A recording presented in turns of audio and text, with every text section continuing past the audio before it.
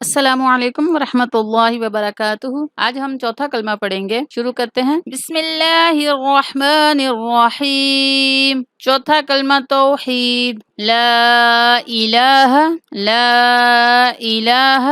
الا اللہ۔ اب تک ہم نے جتنے کلمے پڑھے ہیں یہ سب میں آ رہا ہے لا الہ الا اللہ، آپ کو اچھے سے یاد ہو گیا ہوگا۔ لا الہ الا اللہ وحدہ لا شریک لہ لہ الملک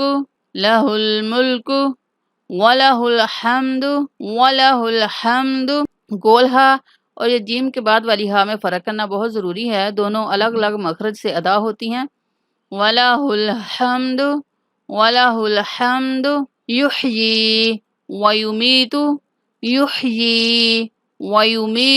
یحیی ویمیتو نہیں کہیں گے، یا کے نیچے کھڑی زیر ہے، یا کو تھوڑا سا کھینچیں گے۔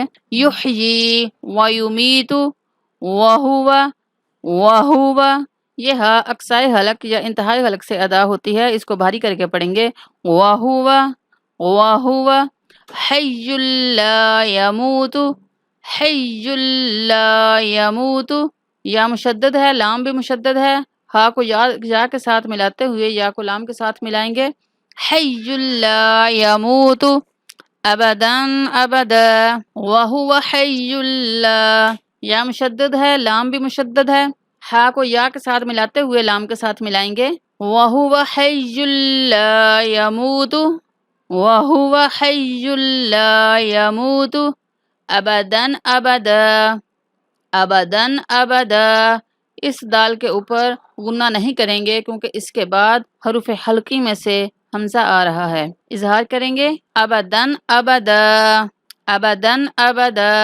ذوالجلال والاکرام، زال کو نرمی کے ساتھ پڑھیں گے، ذوالجلال والاکرام، را کو پر پڑھیں گے، ذوالجلال والاکرام بیدہ الخیر، خا کو پر، را کو بھی پر، بیدہ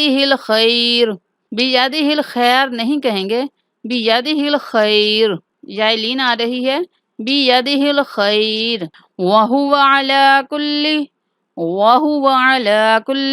شیء قدیر، وہو علی کل شیء قدیر۔ چوتھا کلمہ توحید۔ لا الہ الا اللہ وحدہ لا شریک لہ لہ الملک ولہ الحمد یحیی ویمیت وہو حی لا یموت ابدا ذوالجلال والاکرام بیدہ الخیر وہو علی کل شیء قدیر۔ چوتھا کلمہ توحید۔ لا الہ الا اللہ وحدہ لا شریک لہ لہ الملک ولہ الحمد یحیی ویمیت وہو حی لا یموت ابدا ذوالجلال والاکرام بیدہ الخیر وہو علی کل شیء قدیر۔